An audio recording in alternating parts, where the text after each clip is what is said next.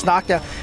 And we should also mention too that there's very, very little knockdown in this game. If you can quick rise and flip back from almost every knockdown except for like supers and such. So this is Huda Man, another Northern California player, another very strong player. Oh, he's going up against Brass. We saw Brass defeat Vicious earlier. Oh, nice cross up short. And now Huda Man playing a nice little corner zoning game. Nice throw tech and a great counter EX Fireball. I like that once you go up into the air, you're gonna get Dragon Punch. You know what? There's no parry up there. That was a big opportunity for a huge combo, but didn't quite get it. And you know, like I said, this game feels different. The timings for everything is going to be a little bit different than what you're used to. The hit stuns and stuff like that are very different. But again, I'm glad. Oh, of course. I love how every game should have their own feel. So Huda Man taking the first round. Wow, great tech. Yeah. As we said, the throw tech window is very small, so you can see people still want to link crouching jab rather than just rapid firing it, because you can cancel if you're rapid firing. It's no big deal. All right, here we go. Oh, look at that. You see that life? Look at that red up there. Yeah, that was about like a third of life.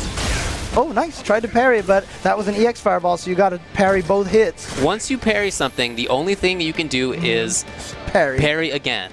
You can't cancel it in a block. You're stuck parrying until that move is over. And there's actual recovery to it. Right. Oh, nice. Just glance with the 3-4. Oh! Just strolls up to him, gets the throw. And again, the throws are really important. But another thing too is that because the stun bar, so you'll notice that once you stop getting hit, the stun bar starts straining. And it starts straining much quicker than it did in Street Fighter 4. Street Fighter 4, when you saw it in training mode, it would stay in place for a little bit, and then it would start draining. Yeah. So in this game, it starts draining pretty fast. So momentum is super important. Like, once you start building that stun bar up, you want to go in and just keep hitting them. Because, as we mentioned, the stun bar fills up fast, and then once you get him dizzy, I mean, I don't think there was a time that we were dizzied last night and then we didn't die afterwards. So. Yeah, pretty much. All right. So Brass doing a good job there with the uppercut. But again, good throw techs. Oh, he tried to uppercut, just a little too late. So Huda Man, you see him throwing out those standing jabs to fake the fireball a little bit. Trying to bait Brass into jumping. That stand short seems pretty good. We saw Peter use that quite a bit too. Nice uppercut. Again, great uppercut, great counter. Brass playing the fireball game pretty well here. Now you'll notice when somebody blocks a normal attack, they get a little bit of white stuff on the end of their life. That stuff will hang out until it either goes away because you're no longer being pressured, or until you get hit, in which case you lose it. So it can really, if you block too much, you're at big risk of losing a lot of life. Yeah, normals basically do, recoverable chip damage. Yeah. Except for jabs and shorts, they look like they did not do any. That's true. So as long as you're hitting them with mediums and heavies, you can really put the pressure on, get the opponent really worried about blocking a lot. Oh.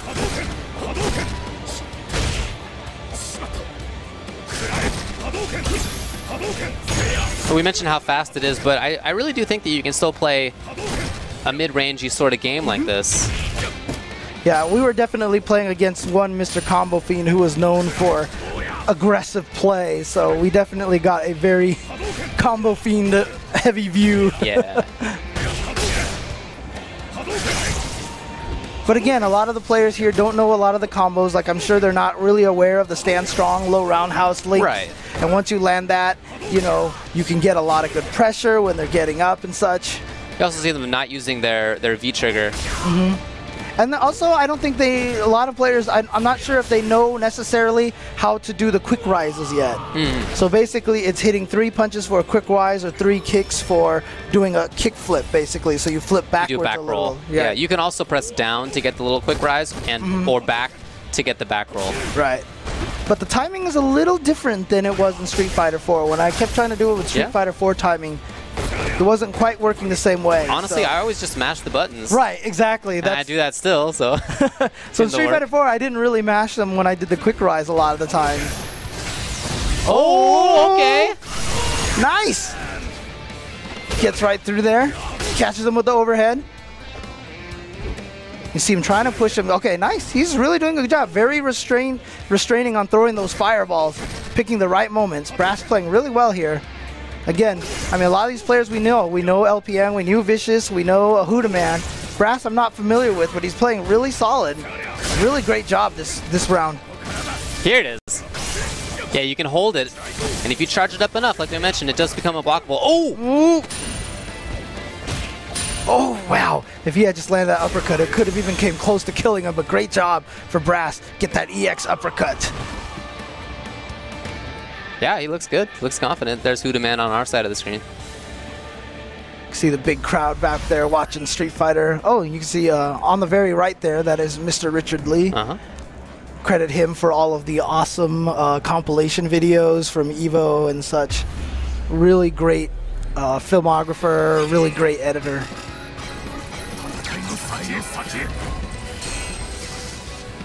All right, they're going to stick to Ryu versus Ryu. As we said, it's probably going to be a lot of Ryu because I know a lot of players, you know, like I said, this is for a PlayStation 4.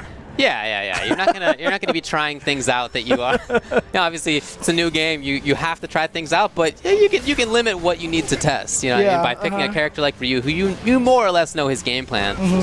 Uh-oh, an accidental uppercut. There you go, big chunk of damage on that 2 hits. Good sweep. And you'll notice every once in a while when that sweep is blocked, some moves have different animations when they're blocked. It's really interesting. Birdie's Crouch Fierce looks different when blocked. Yeah, I think Ryu's Crouch Fierce does too. Oh, okay. Cool. But see, now Hudaman has the V trigger, and there's really no reason to save it, because if you use it right now, you'll probably get another one. There it is. On. Yeah, okay. Oh, here we go. Look at that. Oh, sick. Grip of damage. Yeah, it is. Oh, uppercutting the neon sign. No respect for the signage.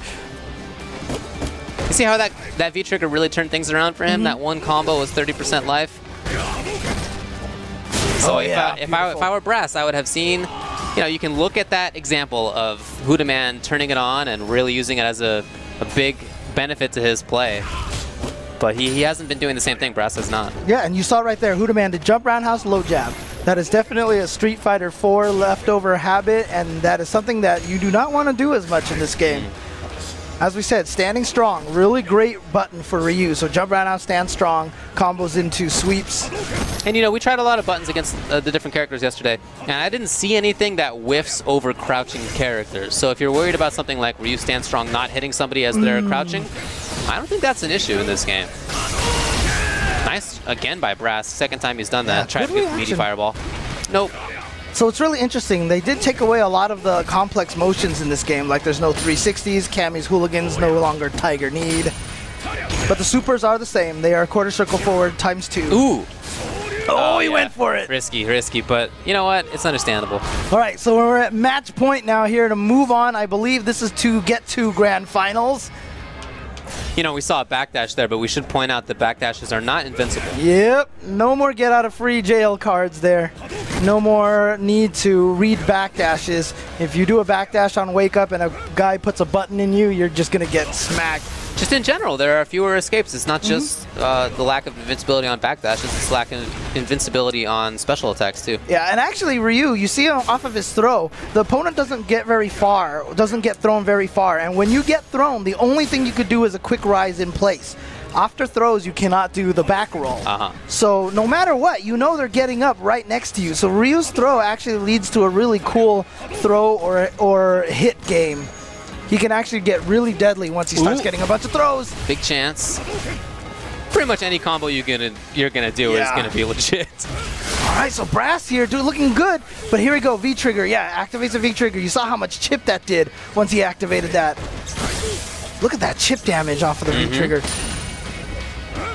Now they're about even. It's coming down just to the wire here. Brass still not using it. He has it there.